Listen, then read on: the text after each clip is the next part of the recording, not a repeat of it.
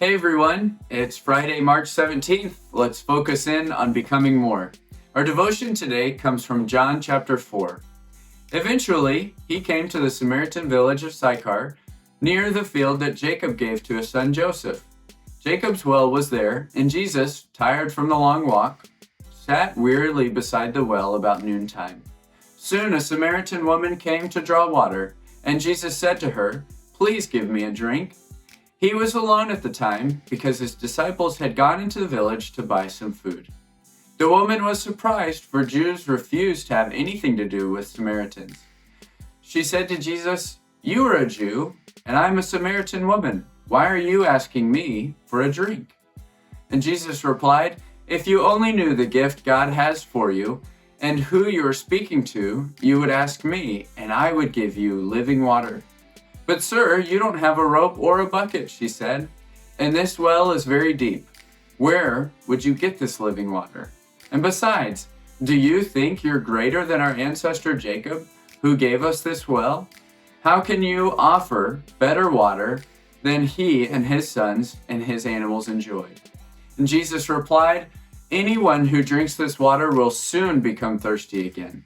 But those who drink the water I give will never be thirsty again. It becomes a fresh, bubbling spring within them, giving them eternal life."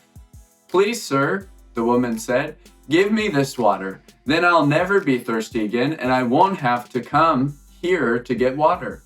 "Go and get your husband," Jesus told her.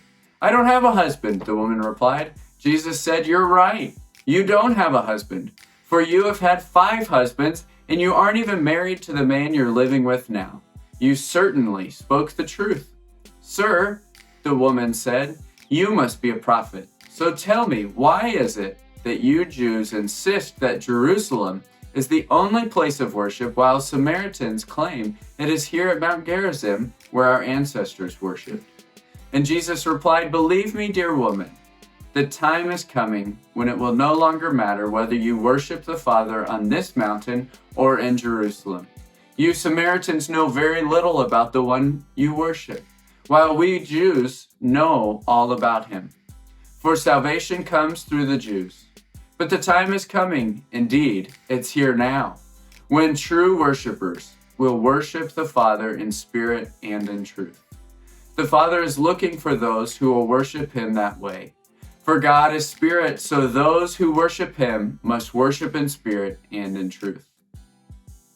The woman said, "I know the Messiah is coming, the one who is called Christ. When he comes, he will explain everything to us." Then Jesus told her, "I am the Messiah." The more time the Samaritan woman spends talking with Jesus, the more her understanding grows. Eventually, she sees the full truth. Jesus is the Messiah. She demonstrates her complete embrace of her calling to follow Jesus by leaving her water jar behind, just as the disciples left behind their fishing nets to become fishers of men. Our faith isn't only for our benefit. As we grow in faith, God calls us to turn that faith into action for the sake of others. This is the movement of all disciples, growing in faith through relationship with Jesus and moving outward to use our gifts to bring others to Christ.